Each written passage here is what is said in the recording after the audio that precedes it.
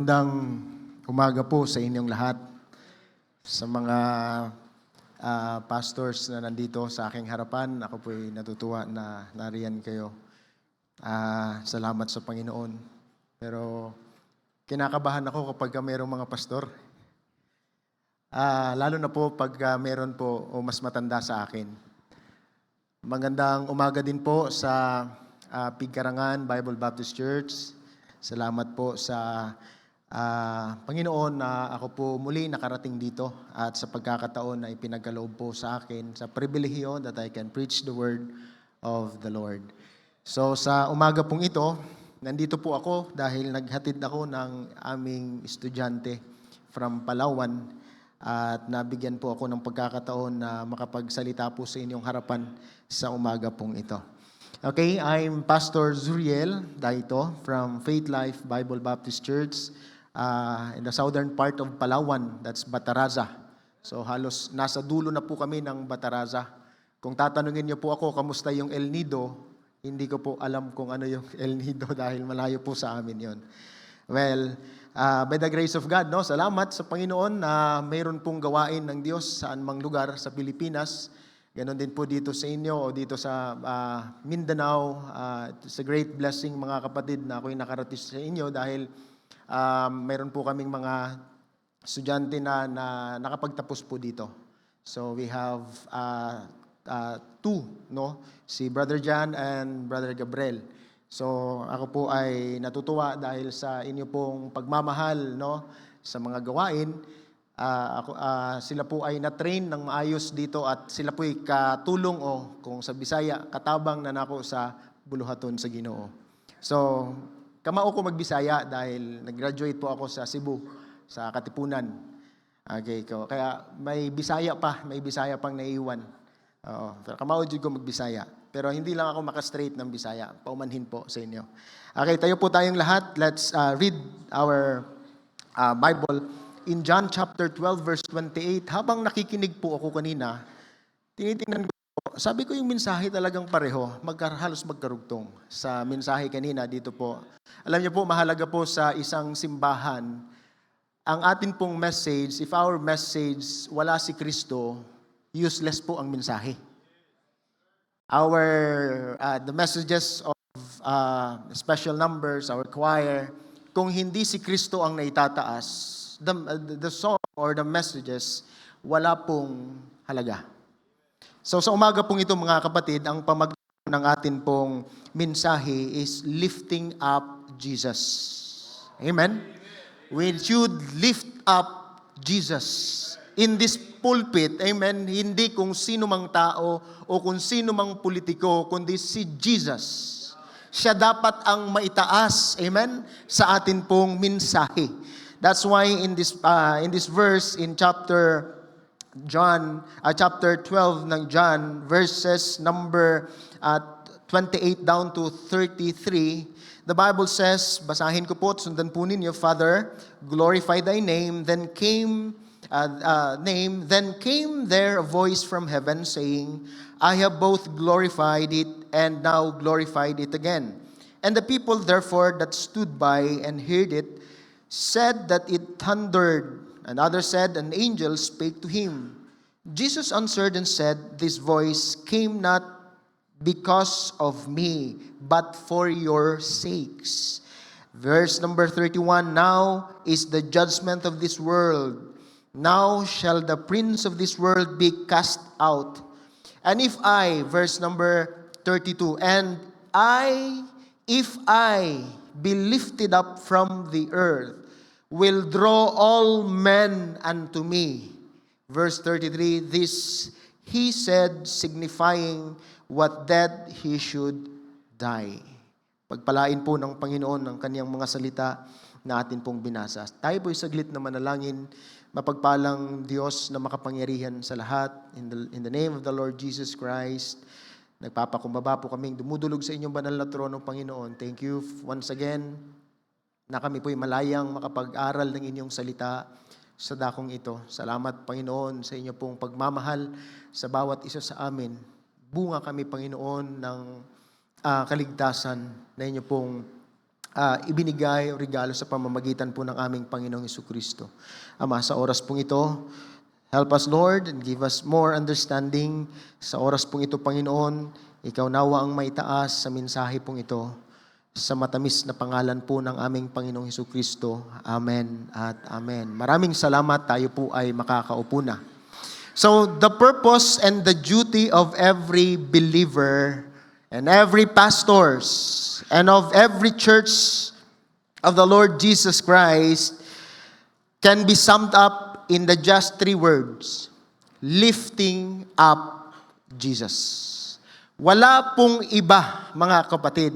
Nagpapatuloy tayo sa gawain, anumang mga ministeryo na atin pong ginagawa para sa Panginoon, anuman ang mga ministeryo mo sa simbahan pong ito, it is summed up in just three words, mga kapatid: lift up Jesus. Amen? We should lift up Jesus in our lives. So binasa po natin ngayon sa umaga pong ito, makikita po natin that if He were lifted up, that He would draw all men unto Himself. Sa verse na binasa po natin. So, Jesus was lifted up on the cross of Calvary by the hands of the wicked men, because Jesus was lifted up on the cross to die, because He was buried in the tomb, because He rose again on the third day, and because He was highly exalted to the right hand and the majesty on high. Jesus is drawing all men unto Himself. That's why tayong mga Kristiyano, especially tayong mga Baptist, tingnan po ninyo yung pagkakaiba po natin, dahil nauunawaan po natin at naiintindihan, kahit na yung atin pong mga kinakanta, ang mensahe si Kristo. Amen? Hindi puro tayo. Si Kristo ang ating itinataas. Si Jesus. Even in this pulpit, alam nyo, nakakalungkot, ang daming mga pulpito ngayon, ang lagi nating marinig ay, ako, kung hindi dahil sa akin, ako. Intindihan ba natin yun? Pero salamat, nagpapatuloy ang gawain.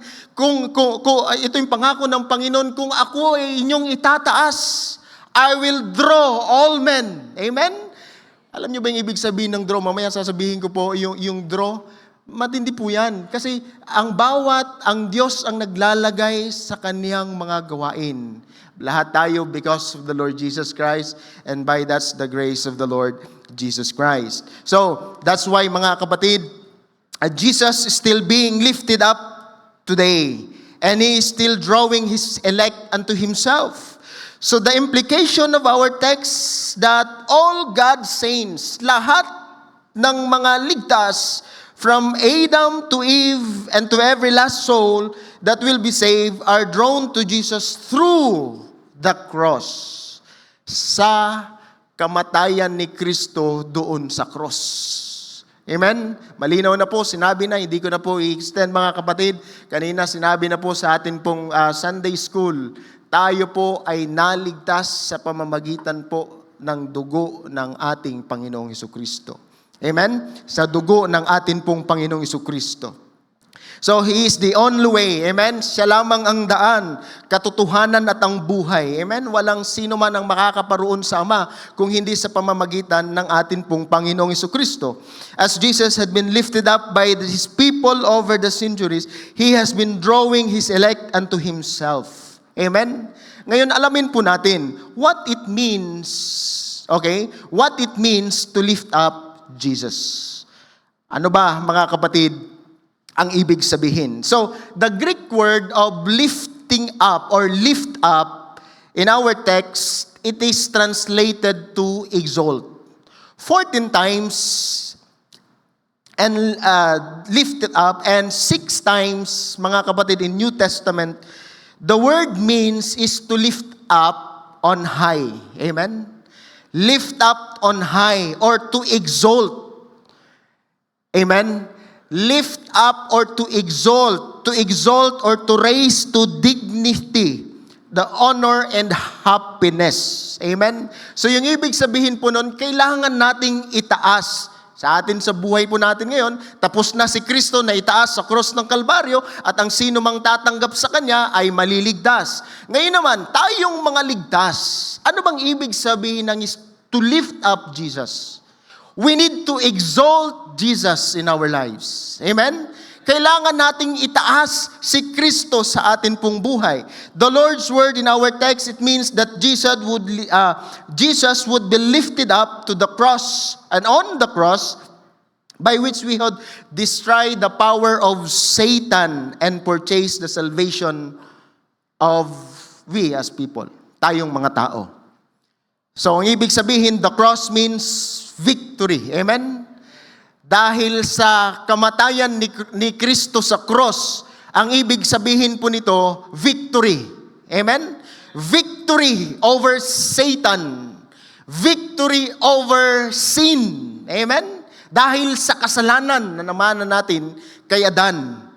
Death, victory over death. Victory over hell. And victory over grave. Amen? So it means it is the completion of the mighty work of Christ on the earth in the ultimate sacrifice of the Lamb of God for the sins of His people.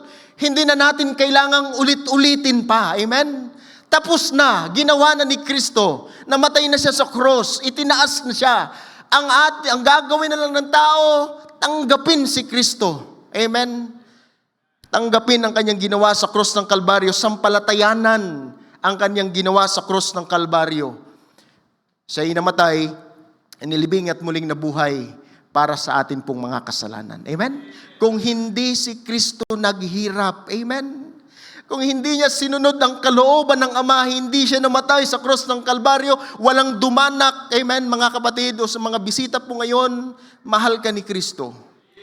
Ang simbahang ito, ang pulpitong ito, ang mensahe nito, si Kristo.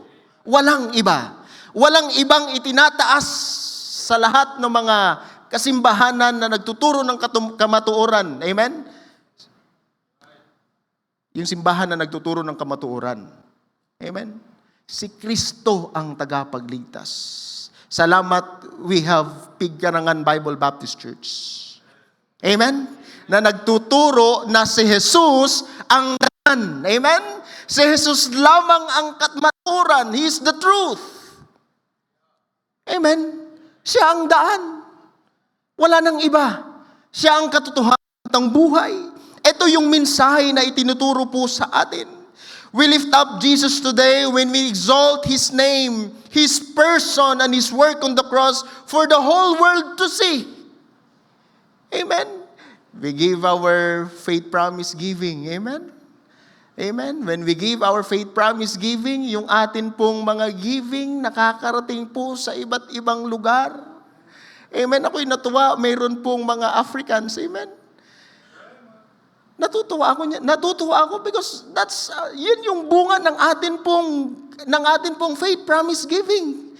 Sa faith promise giving, ang nalilift up si Jesus. When we give our faith promise giving, ini-exalt natin si Jesus sa atin pong buhay. Amen? Because yung mensahe na dinadala natin, kaya that's why we need to be faithful in mission giving. Amen? I know this church ay faithful sa mission giving. Amen? Nakakatuwa po mga kapatid na tayo po'y nagtatapat sa gawain po ng Panginoon, lalo na po sa atin pong mga pagbibigay sa atin pong mission. We lift up Jesus for every soul to see His perfections. Amen? His mighty works, His amazing grace to sinners, His glory, and His soon return. Amen? Kapag magtuturo tayo sa areas, no, yung mga nagvi-visitations, mga Bible students, yung mga members na nagsusoul winning. Amen? Hindi tayo, amen, kundi si Kristo ang mensahe na dala-dala natin. Wala pong iba. Yung mensahe na si Kristo kung paano siya namatay sa krus ng Kalbaryo, itinuturo natin, ipinapakita natin maging ang kanya pong perfection and His mighty works. At ipinapaliwanag natin na ito'y kailangan ng isang makasalanan. Jesus was lifted up in the Calvary as the mighty prince and conqueror of Satan and sin. That's why He was lifted up from the grave as a risen Savior. Amen? He is a risen Savior.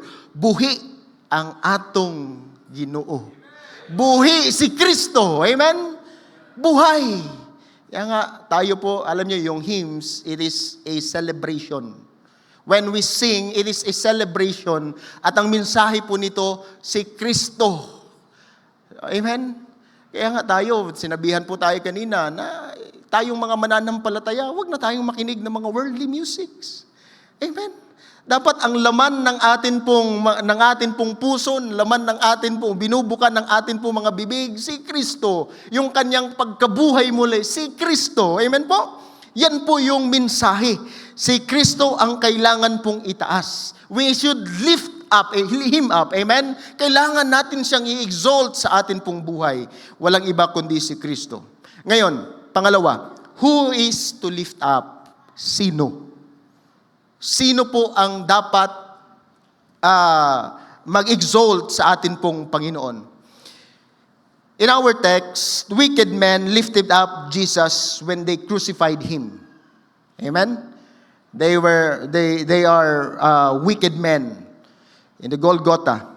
In every real sense of sins and every blood, both believer lifted up Jesus and nailed Him to the cross.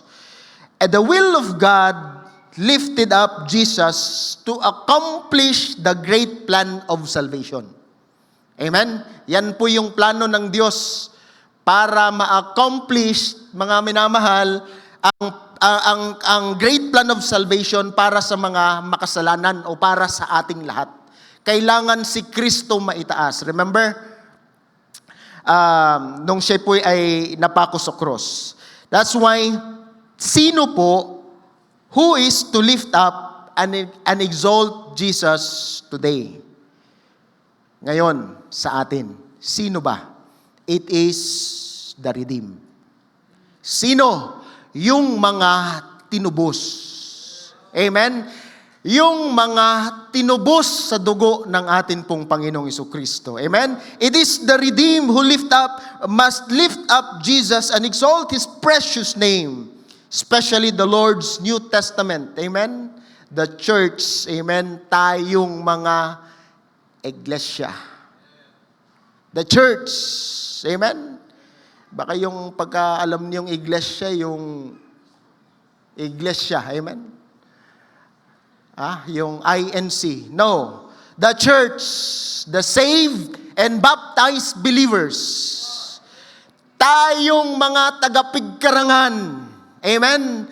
Kayong mga tagapigkarangan, ang kalooban ng Diyos is to lift up the Lord Jesus Christ sa lugar na ito.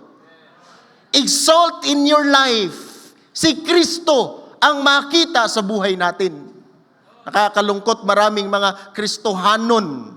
Sabi nga kanina, kunuhay. Hello. Hindi makita si Kristo sa ating buhay. Tanungin natin ang ating mga sarili. Itinataas ba natin si Kristo sa atin pong buhay? Kung mayroon mang mga tao na dapat itaas si Kristo, walang iba. Sa umaga pong ito, sa lugar na ito, Pigkarangan Bible Baptist Church. If you are member in this church and if you are saved, amen, ikaw ligtas sa dugo ng ating Panginoong Jesucristo, dapat si Kristo ang may taas sa atin pong buhay. Ephesians chapter 3, verse number 21. Unto Him be glory in the church by Christ Jesus throughout all ages, world without end. Amen. Hey, Pastor, how do we lift up Jesus? Paano? Number one, we must have Christ-like spirit. Amen? Mayroon ba tayong ganitong puso, mga minamahal? Because to have Christ-like spirit, ang ibig sabihin po nito, we need to be humble. Amen? Mapagpakumbaba tayo. Hindi ang Kristiyano mapagmataas. It means to have a humble heart. 1 Peter chapter 5, verse 5 to 6, likewise, ye younger, submit yourselves unto the elder. Ye all of ye be subject one to another, and be clothed with what? With humility. According to 1 Peter chapter 5, verse 5 to 6. And be clothed with humility. For God, what? Resisted the proud and give it grace to the humble. Amen. Ang Ginoo, ang Diyos nagbibigay ng pabor doon sa mga mapagpakumbaba. Kaya nga ang Kristohano dili mayabang. Amen. Hindi mayabang, mapagpakumbaba, nagpapasakop. Pasakop ta sa Ginoo. Amen. Pasakop ta sa church. Pasakop ta sa leadership. Amen. Ng simbahan. Pero kung ang simbahan, ang mga leaders dili na nagpapasakop sa Ginoo, pasakop gyapon sa Ginoo. Amen. Di ta mo tanaw sa tao. Amen. Tanaw ta sa Ginoo. Amen. Kristohanon. Yun po ang gusto ng Panginoon sa atin because God gave it grace to the humble. Humble yourselves therefore unto the mighty hand of God that He may exalt you. In what? Due time. Darating din ang panahon, itataas ka ng Panginoon. Bible students, amen? Kung ngayon nagmamap ka, huwag ka munang maghangad na magpastor ka. Huwag ka munang maghangad na leader ka. Be faithful kung ano yung ginagawa mo ngayon. Amen. Ano man ang ating ginagawa, kahit sa trabaho, mga mag-aaral, kayong mga nag-aaral, ganun din. Be faithful kung diyan ka nilagay ng Panginoon, be faithful. Dahil kung mapagpakumbaba ka, darating ang panahon, itataas ka. Di ba mas maganda yung Diyos ang nagtaas sa atin? Kaysa tao? Amen. For in due time, He may exalt you. Makikita ng tao yan na ikaw tapat na ginagawa natin yung mga bagay para sa Panginoon. If there's any one sin that God hates above all others, it is the sin of pride and His own people. Kaya nga tayong mga anak ng Diyos, huwag tayong mapagmataas. Pakumbaba tayo sa Panginoon. Amen. Hingin natin sa Panginoon, Lord, give me that kind of heart, a humble heart. Amen. Huwag tayong magmataas sa Panginoon. Kapag inaway natin ang simbahan, awayin natin si pastor, awayin natin ang ating mga leaders, hindi tayo sumusunod. Yung ating mga leaders, sila po yung nagga-guide sa atin. Naintindihan ba ninyo yun? Meron tayong youth department, huwag niyong awayin yung youth pastor. Amen? Sunod tayo. Darating ang panahon kapag ikaw humble, makikita ng Panginoon ng iyong puso, itataas ka niya. Bakit darating ang panahon? Hello? Yun po yung nais ng Panginoon sa bawat isa. Agalit ang Diyos sa mga mapagmataas. To have a Christ-like spirit, it means to have love and compassion for others. Amen. Meron ba tayong ganitong puso? Mga kapatid. Marunong ba tayong umibig at magmahal at magkaroon po ng compassion? The Bible says in Romans chapter 12 verse number 10, be kindly, affection one to another. In honor, preferring one another. Because to lift up Jesus in the lost and dying world, Jesus said that we must have love one another.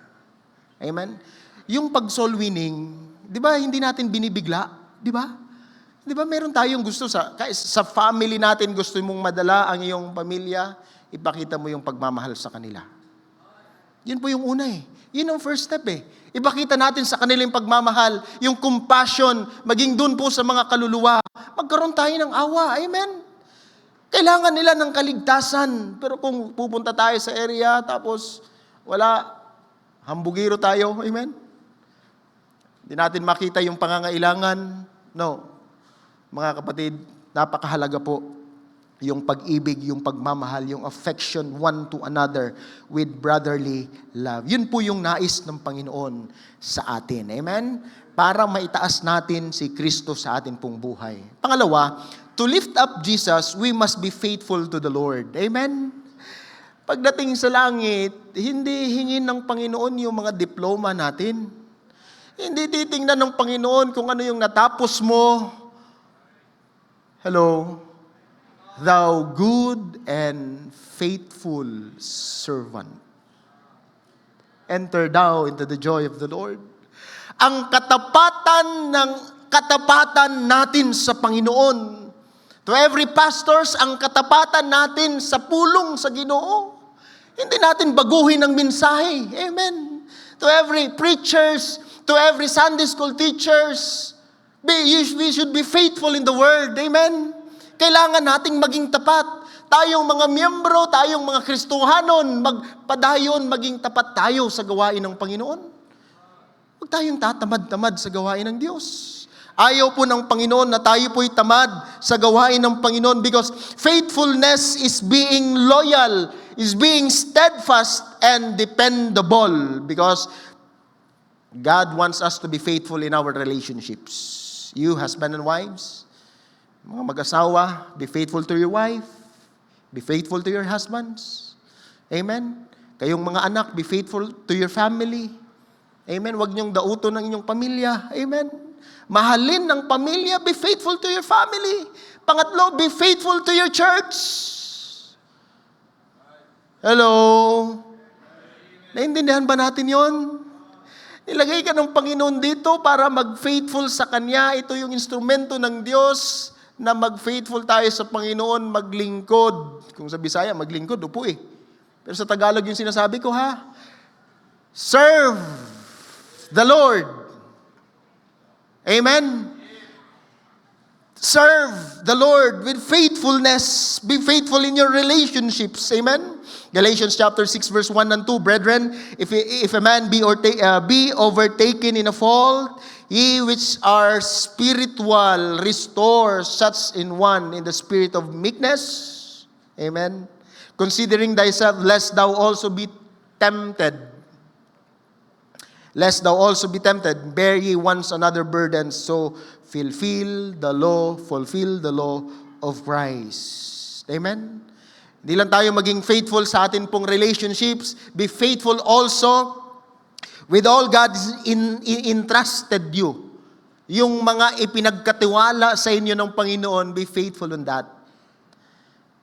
Fathers, ang ipinagkatiwala sa inyo ng Panginoon, pamilya nyo. Amen? Palakihin natin sila. Dalhin natin sila sa Panginoon. Amen? Kaya lagi kong sinasabi sa mga kapatiran natin doon po sa Palawan, kayong mga tatay sa simbahan, kayong mga tatay, kayo ang pastor sa bahay ninyo. Idol kaya tayo ng anak natin, amen? Idol tayo eh. Yung anak ko kung ano yung suot ko, yun ang suot ko, yun din ang suot niya. Hindi mo, nak, huwag ka na magsuot niya, nak, mainit. Ikaw nga, yan din yung suot mo eh, di ba, kahit na mainit. Hindi naman natin yung idol. Kaya kung ano yung ginagawa natin, we should be faithful in our family. Amen? Pinagkatiwala yan sa atin ng Panginoon. Ano ba yung mga pinagkatiwala sa atin ng Panginoon? Number one, time. Our time. We should be faithful in our time. Amen? Nakatutuwa po ako dito na you are faithful in your time. Amen? Kung pumunta tayo sa simbahan, be faithful. Amen? Kapag alas 6 yun. Oh. Ako, sinabihan din ako ni Pastor before 8 or 7:45, tapos na. That's why, kailangan ko rin maging faithful. Amen? Kailangan nating maging faithful sa time. Mga bata, wag mong sabihin wag nating sabihin na bata pa tayo. Amen? Itong oras na pinagkatiwala sa atin ng Panginoon, ipaglingkod natin ito sa Panginoon. Amen? That's why Ephesians chapter 5 verse number 16, redeeming the time because the days are evil. We should redeem the time. Amen? As Christians, huwag tayong patulog-tulog. Katulad ng ibang ginagawa niyan dyan sa inyo.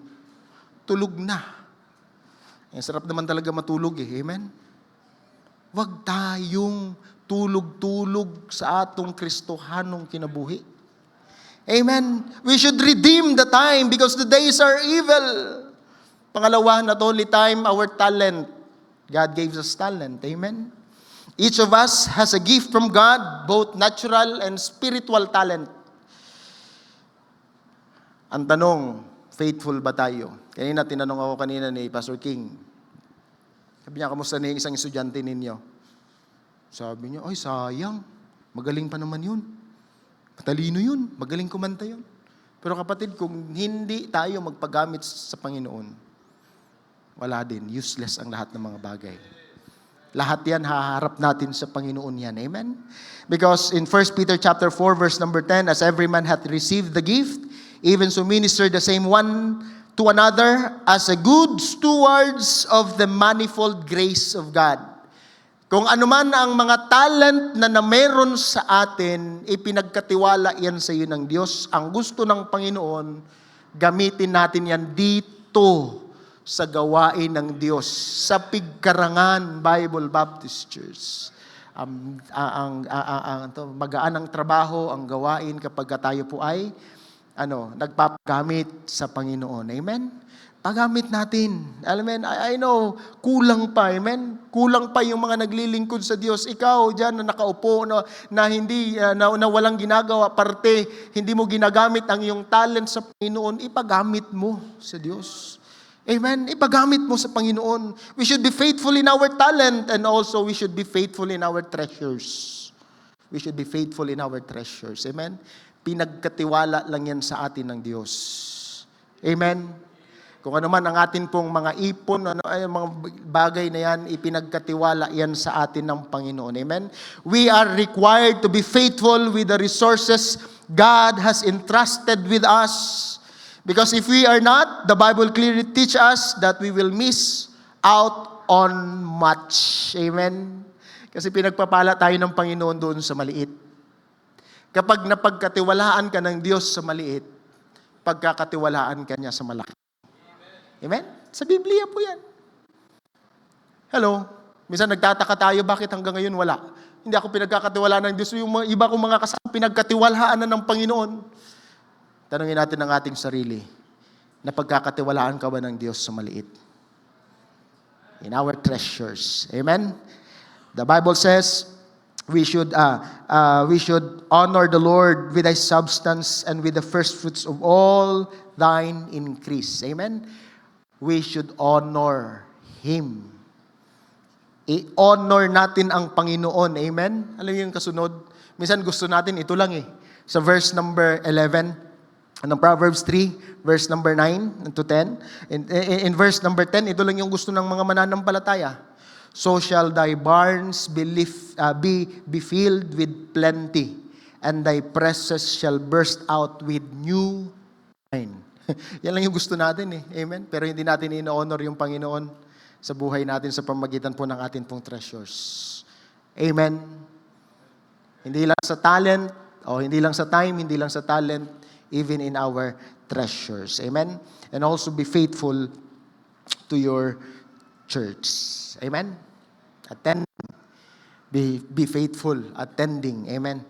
To your church. Amen? So, lahat po ng mga areas na nasabi, we can apply within the context of the church. Because when we are faithful to His house, to prayer, to His people, sa lahat ng mga kapatiran sa church, and with what God entrusted to us, there is coming a day when we'll be brought into account of our faithfulness or lack thereof. 1 Corinthians 4:2, moreover, it is required of a steward that a man be found faithful. Amen. Yung katapatan natin ay maipapakita natin sa pamamagitan ng pag-lift up natin sa Panginoon. Pangatlo, we lift up Jesus by living a holy lives. Christians, live a separated life sa sanlibutan. Because holiness, it is a decision of your will. It is what you choose to do with your life. Kung Kristohanon ka, dili na ta makipag-uban sa sanlibutan. Amen? Hindi na. Separated ayos sa kanilang mga ginagawa. Yung holiness, mga kapatid, it is your conduct living according to God's commandments. Hindi na ang mundo ang sinusunod, ang salita na ng Panginoon. Kaya nga mga mananampalataya, it is our truth, this Bible. Amen? Ito yung manual, ito po yung sinusunod ng atin pong buhay, mga minamahal. Because holiness, it is the fruit, not the root. Intindihan nyo ba yun? Holiness is not a root, but a fruit ng atin pong pananampalataya, mga kapatid. So, we need to disconnect from the world. Amen? Sabi ng Bible, I beseech you therefore, brethren, by the mercies of God, that ye present your bodies a living sacrifice, holy, acceptable unto God, which is your reasonable service. Meaning, it is ours, it is our service, it is our, tawag niyan, pagpupuri po sa atin pong Panginoon, na mayroon po tayong separated life sa sanlibutan. Amen? Hindi po pwede na Sunday, maayos ang ating buhay, kanta pa talaga tayo sa choir. Amen? Matugtog pa talaga tayo. Amen? Pero pagdating ng Monday to Saturday, ang buhay nandun sa sanlibutan. Ang awit, makasanlibutan. Ang kaibigan, puro makasanlibutan. Hello? Naintindihan ba niyo yun? Ano sabi ni Paul? I beseech you therefore, brethren, by the mercies of God, that ye present your bodies a living sacrifice, which is your reasonable service, mga kapatid. Amen? So, yan po yung pagpupuri natin sa Panginoon. Kaya nga, mahalaga po ito. And we should obey the word of God. Amen? 1 Peter chapter 1, verse number 5, but as He which hath called you as by holy, so be holy in all manner of what? Conversations. Sinabi doon, in all manner of conversations. So kapag itinaas natin si Kristo, mga minamahal, ano po yung mangyayari? What happens when we lift up Jesus? Alam niyo po, ito lang. Lalapit ang mga tao. Amen? Kapag itinataas natin si Kristo sa bahay, yung mga magulang natin na hindi pa ligtas, yung mga mahal natin sa buhay, mga kapatid na hindi pa saved, lalapit sila sa Panginoon. Because of your testimony. Because of your life. Minsan, nagtataka tayo, bakit yung mga magulang ko, yung mga kapatid ko, hindi ko nadadala sa Panginoon? Ang una mong tanungin ikaw, nakikita ba si Kristo sa buhay mo? Amen? Mayroon tayong mga kaibigan na hanggang ngayon hindi pa natin nadadala sa Panginoon. Baka hindi nakikita si Kristo sa buhay mo. Are you there? Na itataas ba natin si Kristo sa atin pong buhay? Let's bow our head and close our eyes. Dakila naming Diyos na makapangyarihan po sa lahat. Sa sandaling ito, Panginoon, kayo po ang patuloy na mangusap, manguna sa inyo pong mga anak sa umaga pong ito. Pagpalain po ninyo ang sandaling ito sa pangalan po ng aming Panginoong Hesus. Amen. Thank you, Pastor Daito. I ask everybody to please stand up and bow your head and close your eyes while the piano will play very softly. Now maybe I will not close this service without giving the invitation. Maybe doon na tayo mga bisita karon nga wa pa maluwas. I don't know kung doon na ba tayo mga bisita. Maybe amo kang bisita karon pero wala pa ka maluwas. Ang akong pag-ampo that you will not leave this place na di mo madawat ang kaluwasan sa imong kalag. You need to be saved because we are all sinners. The Bible says, for all have sinned and come short of the glory of God.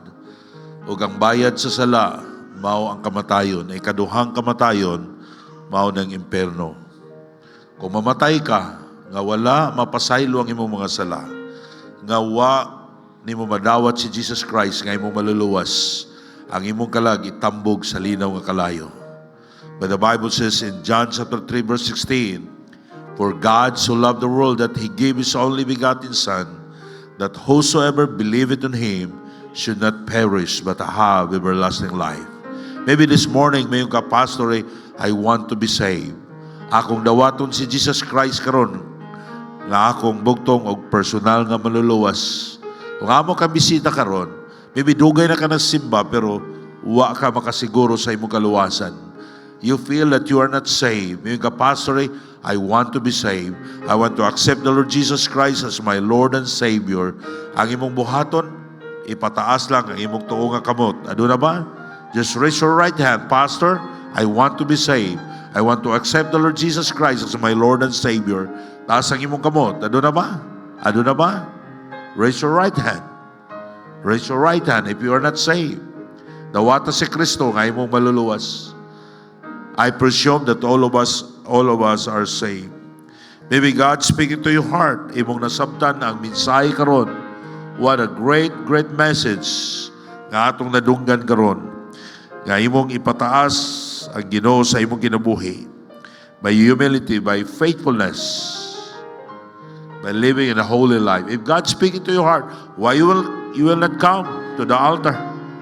Now you should come, respond the message. If you want success in life, ipataas si Kristo sa imong kinabuhi. Lifting up Jesus. Dapat maunay atong desire sa atong kinabuhi. Dili ang atong kaugalingon, atong ipataas. Lifting up Jesus. Fathers, kita mo'y pastor sa church, kita mo'y pastor sa atong matag-usa ka panimalay. Dapat mahimutang blessing sa atong mga anak. If God speaking to your heart, why you will not come? Come to the altar. Our Heavenly Father, we thank you, Lord, sa mensahe nga among nadunggan. Lord, thank you so much for that word of God, lifting up Jesus. Lord, sa among tanan nga gibuhat, sa among kinabuhi, dapat ikaw mo'y among ipataas. Lord, tabangi kami, nga amo kang mabayaw sa among kinabuhi, Ginoo, dili among ang kaugalingon namo. Lord, tabangin matao sa kanamo, Ginoo, pinagi sa among pag-alaga di kanimo, sa among faithfulness, sa among humility, sa among pagpuyo nga balaan, Ginoo, makita ka sa among kinabuhi. Lord, help your people. They came forward. They kneel down to pray. Lord, bless them. Thank you so much, Lord, sa imong Pastor Daito for using him this morning. Tanang ipangayo, in Jesus' name I pray. Amen. Thank you. Thank you. Balik mo sa inyong gilingkuran. O dili ta maglangan atong kuha.